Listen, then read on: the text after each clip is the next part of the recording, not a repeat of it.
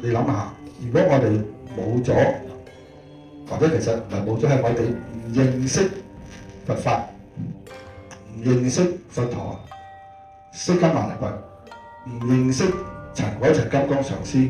咁我哋可能咧根本就唔會大家聚埋一齊，今日喺度花2個鐘頭嚟參加呢個活動。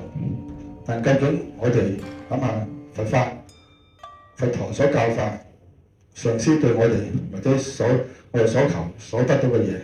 究竟係啲乜嘢？如果冇晒呢啲，究竟我哋又係點樣咧？或者係點樣生活咧？如果大家覺得都係真係有啲用，係有啲影響、有啲幫助嘅話咧，我覺得呢個咧就俾到我一個好充分嘅理由嚟到參加酬謝佛恩。嚟緊呢個零鐘頭咧，我哋去用心表達我哋對佛法、對佛陀，或者我哋喺密城嘅我哋對上師嘅恩典，我哋用心去參加每一個環節，包括念經，陣間有啲嘅分享，或者掂一啲嘅儀軌，都係同我哋學佛、同我哋佛法、同我哋有直接嘅關係。若問誰人是語師，10句真言與君知。一心不依行佛法，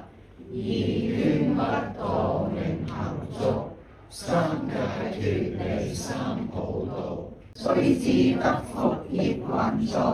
業不慘盡怎得道？學法最重明心性，佛說探求即邪道。隨邪修正無罪業，修佛應作菩薩行。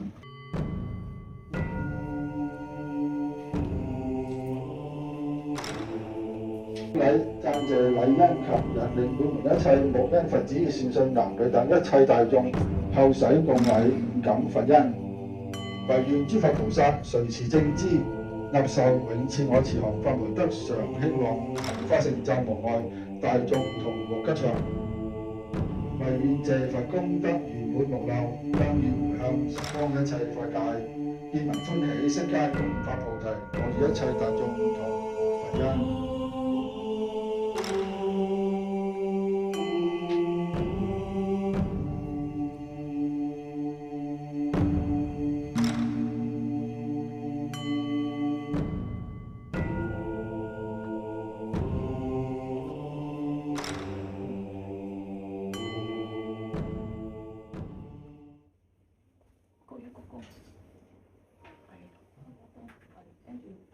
先我唔上網，係啊，以下落嚟工作人員會派俾大家一部法本，名為《佛行12義讚》，內容為讚頌佛陀一生重要嘅12個階段事蹟，裡面融合咗佛教教義、修行上嘅指引，以及摧伏他人難伏之魔君。威儀赫赫身似金須彌，釋迦佛之蓮足前頂禮。